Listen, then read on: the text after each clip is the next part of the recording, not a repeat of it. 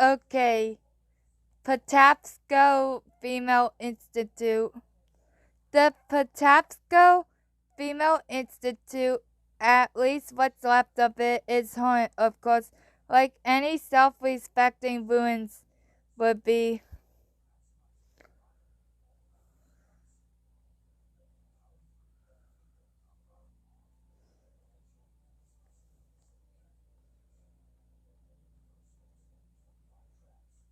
Okay, so someone shared their paranormal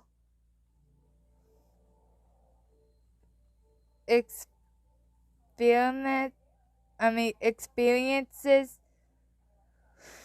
So one of the ghosts is running with something in its hand. Damn good catch. In the hand looks like a hammer. Now at the wall I see at least 7 faces. One a little girl. You may have more. The second one almost looks like ectoplasm. Plasm, plasm. Cool catch.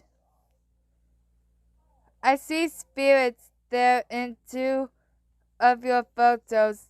Do you see the god? He is in there on the left top side. A distorted face like in pain, suffering, definitely holding a hammer. These are all what people commented. Anyway, the building started out as a girls' finishing school, but then became a private home, a hospital slash nursing home, a resort hotel, and a theater, and then was being renovated to be a nursing home before being abandoned in the 1950s. The Patapsco Female Institute was built high above Ellicott City, a visible reminder of the town below about the importance of education.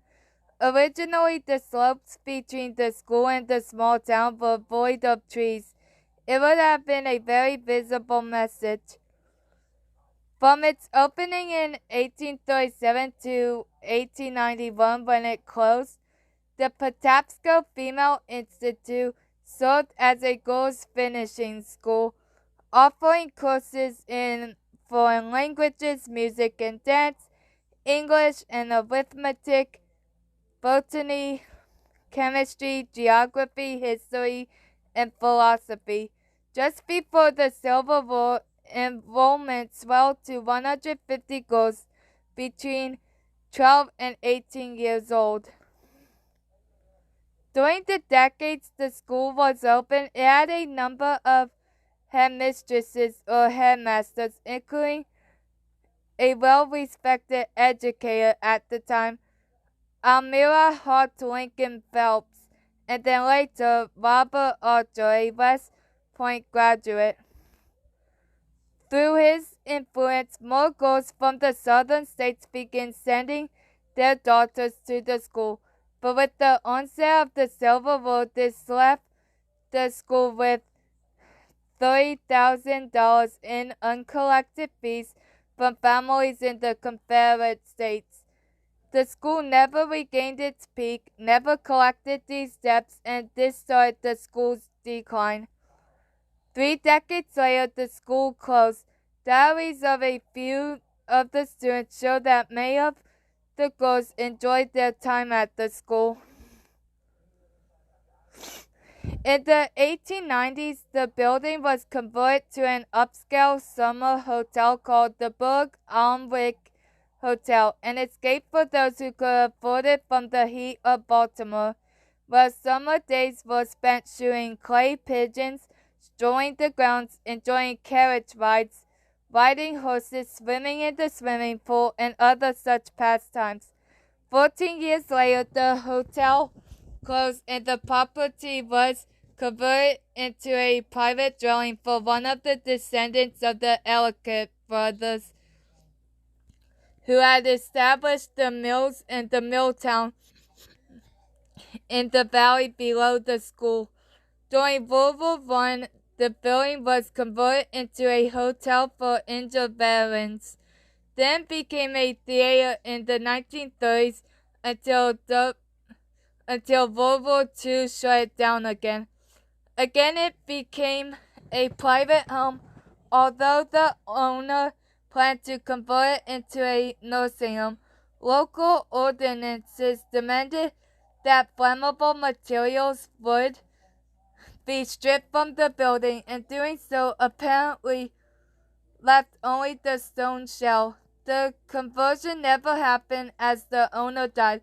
Eventually, the property passed to a university in Ohio and was essentially abandoned in the 1950s to continue its deterioration undisturbed.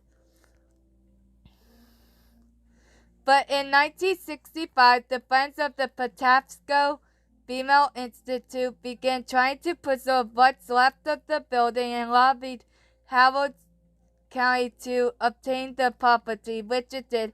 However, it wasn't until 1995 that the grounds were reopened to the public as a park and event venue. Now, Shakespeare in the Ruins and other theatrical and musical performances take place in the summer, and the grounds are open for tours between 1 and 4 p.m.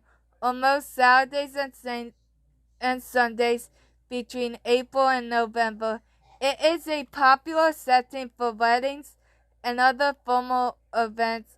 In addition, periodically organized ghost hunts are held. The most popular of the ghost stories is that a young student unhappy with being at the school unfortunately caught pneumonia and died before her parents were able to get there. It is said she still wanders the halls and the grounds weeping.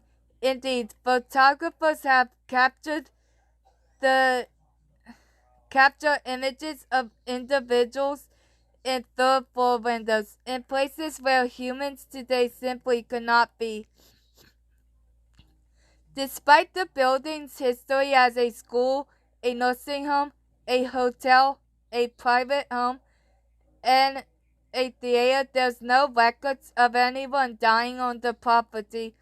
Could a student have caught ill and died? Certainly. It's not an event that would likely have made the local papers. Given the school's location in a southern state pre-Civil War, it's also likely there could have been enslaved individuals working at the site, although again, there are no records verifying that. And the individuals who started the school, the Ellicott brothers, were Quakers and opposed to enslaving people.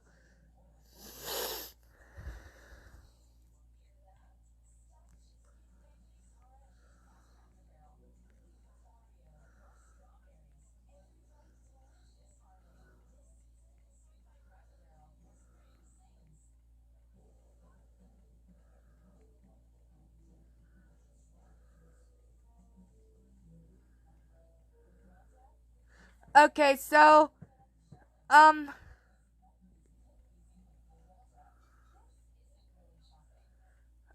actually, um, have been to the Patapsco Female Institute.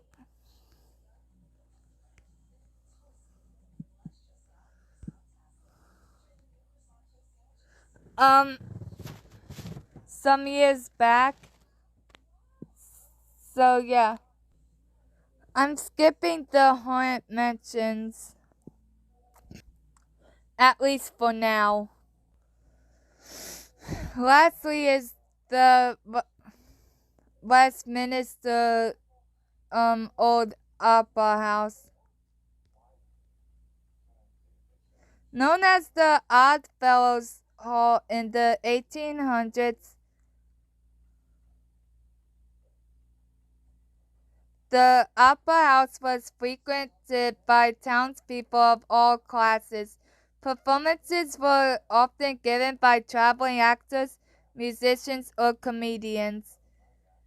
One night, traveling comedian Marshall Buell of Alabama turned his jokes towards politics, poking fun of President Grant and other government officials. While some audience members were amused by his humor, others were so displeased that they began to throw rocks at the stage. Buell quickly finished his act and hurried off stage.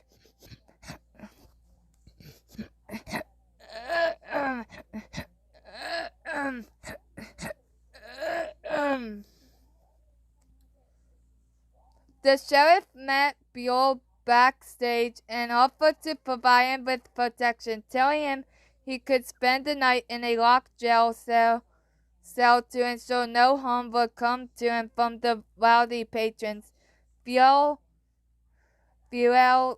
refused the sheriff's offer, preferring to leave immediately for Hagerstown, where he was scheduled for his next performance.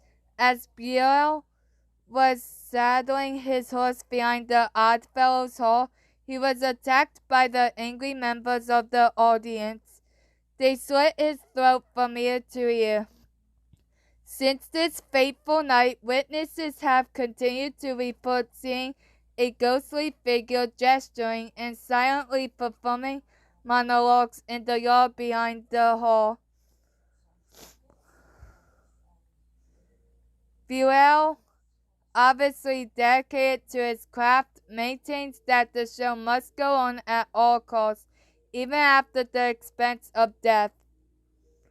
Bye, guys.